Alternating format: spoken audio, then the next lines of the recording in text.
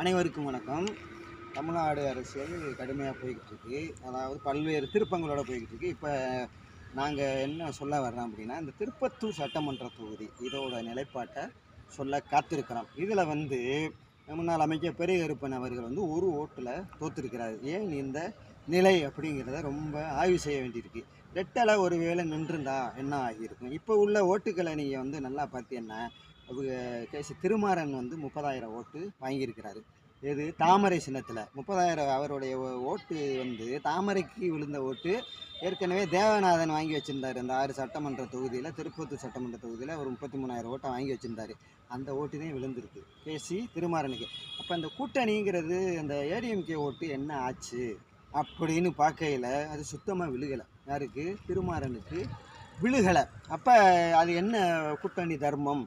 அதை அதிமுக மீறி இருக்கிறார்களா அப்படின்னு பார்க்கும்போது, அதிமுகவுக்கு ரெட்டலை இங்கே போட்டியிட வாய்ப்பு கொடுக்காத விரக்தியில் இருந்திருக்கிறாங்க. அதுபோக காசு வேற கொடுக்கலாம். அவங்க கேசி திருமாறன் கூட்டணிக்கு கட்சி ஆளுகளுக்கும் காசு ஓட்டுக்கு காசுங்கிறதையும் கொடுக்காதனால வெறுப்பில் அவ்வளோ பேருமே விஜய்க்கு போட்டிருக்கிறாங்க. ஒட்டுமொத்தமாக அந்த ஓட்டுக்கள் விஜய்க்கு பதிவாயிருக்கு. அப்போ அந்த ரிசல்ட்டு ஏன் அப்படி மாறிச்சுன்னா, ரெட்டலை ஒரு வேலை நின்றுருந்தால் கூடுதலான ஒரு ஓட்டை 60,000 ஓட்டு கூட வாங்கியிருப்பாங்க. அப்போ ஒரு பெரிய கருப்பன் முன்னாள் அமைச்சர் ஜெயிச்சிருப்பார். ஆனால் அவர் அந்த சம்பவம் நடக்காததுனால, திருமாறன் 30,000 ஓட்டோடு நின்றதுனால, அதிமுக ஓட்டு விழுகாததுனால இங்கே நம்மளுடைய அமைச்சர் ஒரு ஓட்டில் தோற்றுருக்கிறாரு. அதாவது கூட்டி கழித்து பாருங்கள், கணக்கு தெளிவாக புரியும்.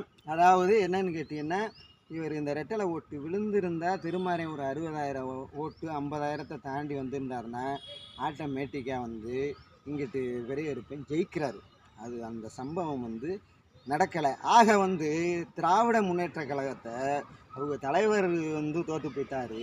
அந்த துரதிர்ஷ்டம் துரத்தி அடிக்குது. இது எங்களுடைய குழுவின் தீர்ப்பு.